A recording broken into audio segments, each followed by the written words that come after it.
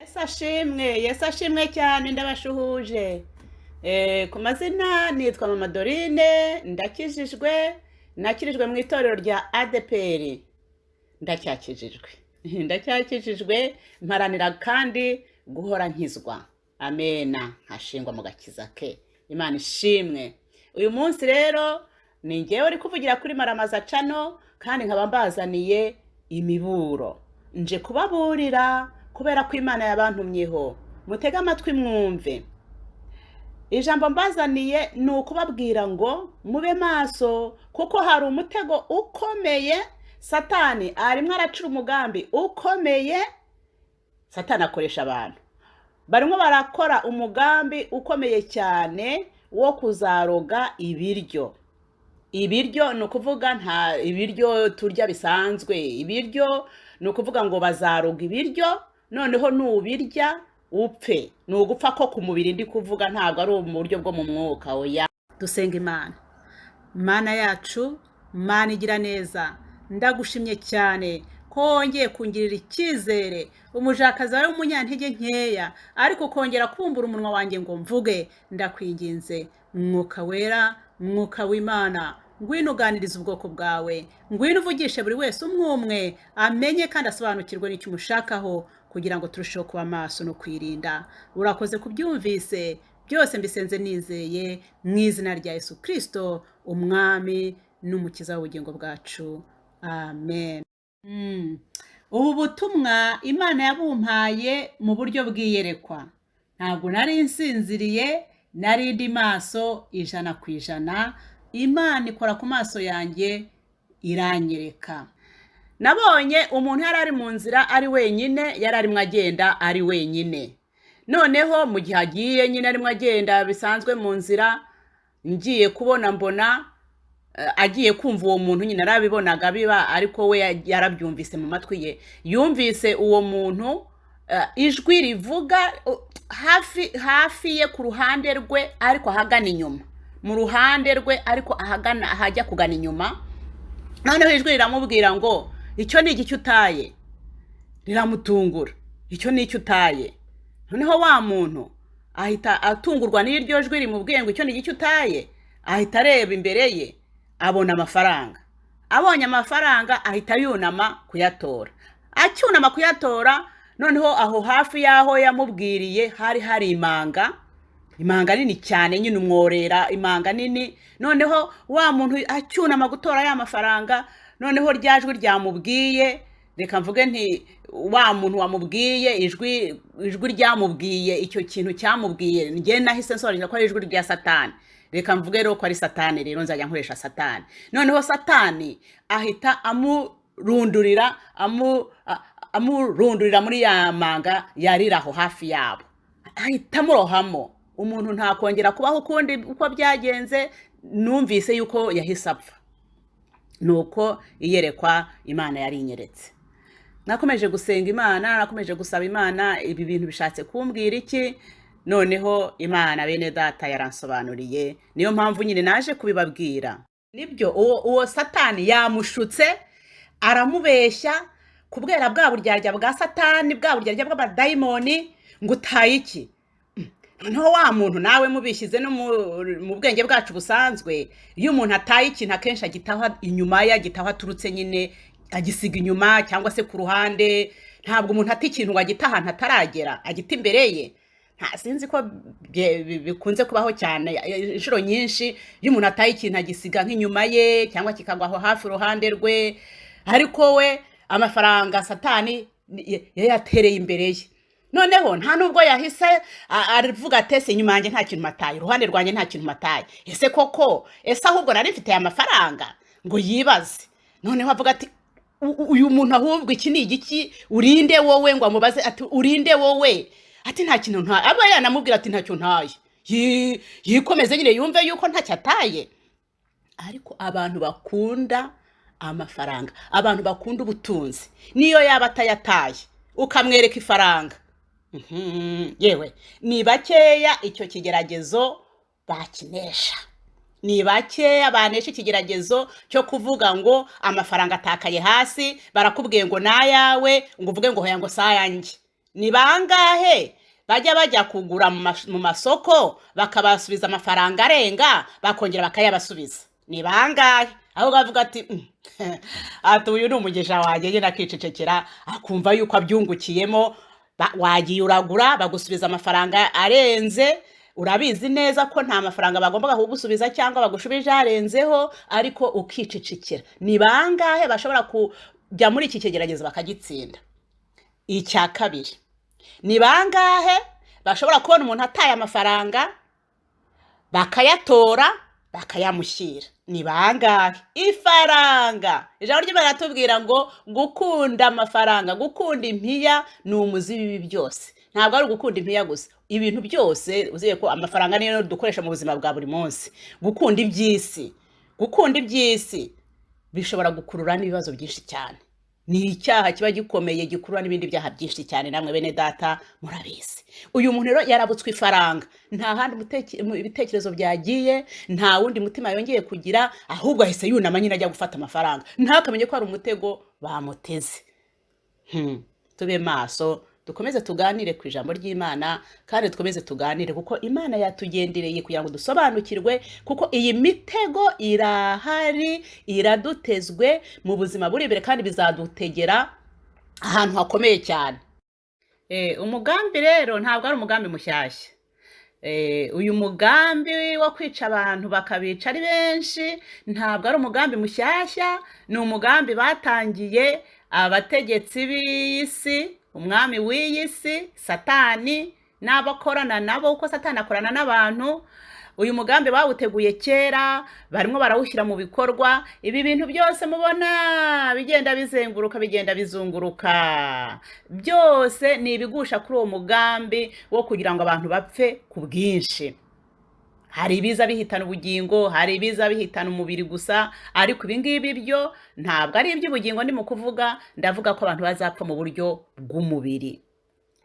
Rero ikizaba ni stage, ni ibyiciro, ni icyiciro kizaba kigezweho. Habaho icyiciro kimwe, hakaza ikindi, hakaza ikindi, hakaza ikindi. Iki ni ikindi cyiciro kizaba kigezeho cyo kwica abantu babicishije ibiryo biroze. Bazabanza ubwabo, iyi nzara igiye gutera nibo bazaba bayikuruye, nibo bazayiteza, bayikurura inzara, bayishyireho rwose, inzara ibeho, abantu babura ibiryo, dusonze.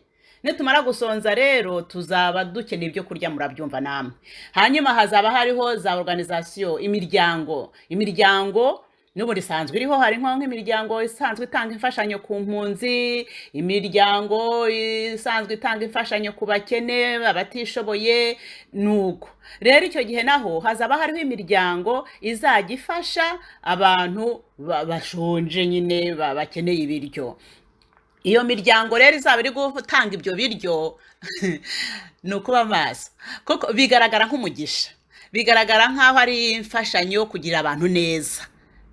Nk'uko uriya muntu Satani yamujugunye amafaranga imbere, yagaragaje ko ari umugisha, yagaragaje ko ari ibintu byiza. Amafaranga ni ikintu cyiza, dukoresha amafaranga buri munsi. Nawe rero yumvise ari umugisha agize, ahita ajya gufata ya mafaranga. Natwe ko tuzaba dushonje, nawe ko uzaba ushonje, ukabona umuntu aguhaye ibiryo, wavuga uti Imana irangiriye neza. Noneho ariko bya biryo bizaba bihumanije, bya biryo bizaba biroze. Bishobora kuba atari byose, ariko ibiryo bizaba biroze. Niyo mpamvu nakugira inama yo kuzabanza ukajya usenga, ukabwira Imana, ukayisobanuza. Utese Mana, ko nshonje, ibi biryo barimo batanga ngende kubifata? Imana ishobora kukwemera ati genda ubifate, ukabirya ntugire icyoba. Imana ishobora no kukubuza ati byihorere. Yesu yarabivuze muri Yohana ibice 10 ku murongo 27, aravuga ngo intama zanjye zumva ijwi ryanjye, nanjye ndazizi kandi zirankurikira. Intama zanjye zizi ijwi ryanjye, ni ukuvuga intama za Kristo, ni twebwe twamwemeye nk'umukiza n'umucunguzi wacu. Ijwi rya Yesu turarimenya, iyo Imana ivuze turayimenya. Mumbabarire, ijwi ry'Imana ritandukanye n'andi majwi yose. Ijwi ry'Imana ritandukanye n'andi majwi yose, ritandukanye n'ijwi rya Satani. Niba uri umukristo wa Kristo, ugomba kumenya gutandukanya ijwi ry'Imana n'ijwi ry'abadayimoni. Ugomba kumenya gutandukanya ijwi ry'Imana n'ijwi ry'abadayimoni. Uyu muntu wari urimo ugenda, uyu mugenzi wari urimo ugenda, namugeranya yenda n'umugenzi wari we wese uri kugenda mu rugendo rugana mu ijuru. Twese turi abagenzi, muri iyi si turi abagenzi n'abimukira, iyi si tuyigendamo dutambuka. Twese turi abagenzi rero. Hari abagenzi bagenda bajya mu ijuru, hari abagenzi bagenda bajya ahandi, nk'uko ngo yaragiye arangiriza muri iyo manga bapfiriyemo ibyo birashize. Ariko twese turi abagenzi, ntabwo tuzaba mu iyi si iminsi yose, ntabwo tuzaba muri iyi si ibihe byose. Oya da, twese turi abagenzi. Ari ugenda akazarangiza amahoro akaba mu gihugu cyo mu ijuru anezerewe iteka ryose, ari ugenda akazarangiriza hariya handi bajya hasi, naho akazahaba imyaka yose ababazwa. Ariko twese iyi si turi abagenzi. Ikintu gikomeye rero ni ukumenya ngo twese duharanire kugira ngo tube twabasha kumva ijwi ry'Imana, kuko nitwumva ijwi ry'Imana by'ukuri niryo rizatuyobora mu kuri nyine. Yesu niwe kuri, Yesu niwe nzira. Tujye mu nzira y'ukuri, niwe Yesu, niwe Yesu. Nitugera mu nzira y'ukuri, niwe Yesu Kristo, ntabwo tuzagwa mu manga. Oya, ntituzayoba. Yesu atubereye maso, ntidushobora kuyoba. Tuzasohora mu gihugu amahoro. Amena. Yesu ahabwa icyubahiro. Uyu mugenzi aza kumenya gutandukanya ijwi ry'Imana n'ijwi rya Satani, ntabwo yaremeye gushukwa. Yari guhita amenya ati iri jwi ntabwo ari iry'umwami wanjye Yesu. Yari guhita amenya ati iri jwi ntabwo ari iry'umwami wanjye Yesu. Agahita amenya yuko ari ijwi ry'abadayimoni, ari ijwi rya Satani. Ntiyemere gushukwa. Niyo mpamvu bene data, abantu bakunda impiya, abantu bakunda ubutunzi, abantu batanyurwa, ndi kubabwira ngo ubu burozi bazabuconshomera batagira gitangira, bazabuconshomera cyane batagira rutangira, kubera ko nta gusobanuza Imana bazigera bagira, nta kwirirwa babyibazaho, bazahita birukanka kubera ko bafite n'ubundi kutanyurwa. Bene data, ijambo ry'Imana rituje ritubwira ngo twige kunyurwa hakiri kare. Abantu basanzwe bafite n'ubundi umutima utanyuzwe, aba bantu basanzwe n'ubundi bafite umutima utanyuzwe, aba bantu bahora bashaka inyongera. Bene data, bakunzi b'Imana, bantu bikunda bakumva barashaka kuramba, aba bantu batanyuzwe, nimushaka mwige kunyurwa. Izi mfashanyo zizaza, ahari ntabwo wari uzikeneye cyane, wari uzikeneye kubera ko n'ubundi busanzwe ufite umutima utanyuzwe nyine. Ariko uramutse udafashe ziriya mfashanyo, ntabwo uwo munsi waburara. Kuko n'ubu ngubu tuvuga, hari abantu bajya gufata imfashanyo kandi baramutse batazifashe rwose ntabwo baburara, ntibapfa, ntibagira icyo baba. Yaba uyu muntu atarafite gukunda impiya muri we, yaba uyu muntu atarabuze kunyurwa, ntabwo ari kujya gutoragura ya mafaranga kandi azi ko ari ntayataye. Ibyo nabivuzeho bene data. Nizi mfashanyo zizaza rero zimeze nk'imfashanyo zo kudufasha, kandi koko tuzaba dushonje. Bazadutegera ahantu hakomeye, bazadutegera ahantu dushonje, bazadutegera ahantu twari dukeneye imfashanyo, noneho batangire baze baduha ibiryo. Ariko ikibazo gikomeye ni ahangaha, ibyo biryo bizaba biroze, bishobora kutaba ari byose bizaba biroze. Niyo mpamvu ndi kuvuga ngo tubibwiye hakiri kare. Icyo tugomba gukora ni ugusenga, Imana. Ukavuga se ziriya mfashanyo ko zije kandi ko nshonje, ibi byo ngende mbifate, ugasenga Imana. Imana ishobora kukwemera ukagenda ukabitora ukabirya kandi ntibigire n'icyo byagutwara. Ariko Imana ishobora kukubwira ati biriya biryo byihorere, niyo byaba biroze ushobora kubirya ntibigire icyo bigutwara, niba Imana ikwemereye kugenda kubitora. Ariko banza usenge. Niyo mpamvu ijambo ry'Imana ritubwira ngo tube maso kandi twirinde, kandi twe guhinyura ibihanurwa bene data. Ijambo ritujeho bitaraba, ariko bigiye kuba. Nubona bisohoye rero uzibuke uvuga uti ndagenda senge nsaba Imana, nikwemerera kubifata, atari wowe ubyibwiye kubera inzara yawe. Niba wumvise ijwi ry'Imana, niba wumvise uyobowe n'Imana, ukumva ko Imana irabikwemereye ngo genda ubirye, yenda uzabirya koko. Niba ari Imana izaba yabikubwiye ntacyo uzaba. Ariko nugenda ukiyobora kubera ko ushonje, uzakiba.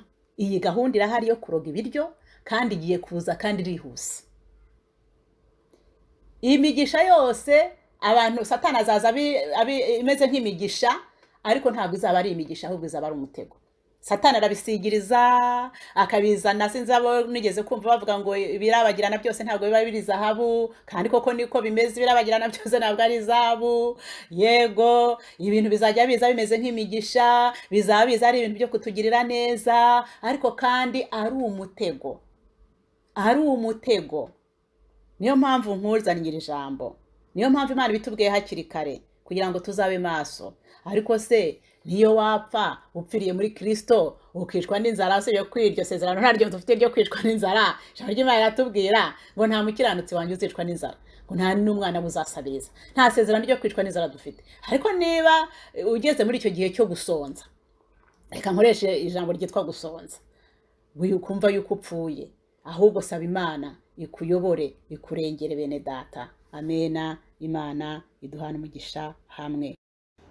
Ijambo ry'ukuri narimbazaniye niri ni imburo, ni ukubabwira ko mufite umutego imbere yanyu. Nanjye ndimo, nanjye uwo mutego urandeba, ariko nibiza tuzamenye ngo twitware dute, tujye dusenga Imana.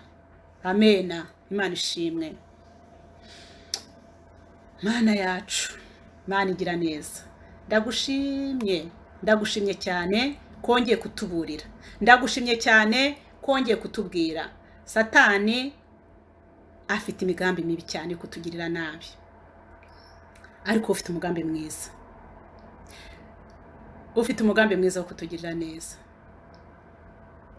Mana, gendera buri wese umwe umwigishe, abantu batanyurwa ubigishe kunyurwa, utwigishe kunyurwa. Mana, aho tutanyurwa neza utwigishe. Urakoze Mana, kiriya gihe kigiye kuza kandi kizaba kigoye kandi kizaba gikomeye. Inzara iraryana, nawe urabizi, ariko Yesu nzi ko dusezeranije kutazatureka. Nitunyura no mu mazi ntazadutembana, nitunyura no mu muriro ntituzashya, kuko tuzaba turi kumwe nawe. Urakoze ko ari wowe imbaraga zacu kandi wowe kunesha kwacu. Nanjye ndagushimye, nanjye ndaguhimbaje, byose mbisenze nizeye mu izina rya Yesu Kristo, umwami n'umucunguzi w'ubugingo bwacu. Amen.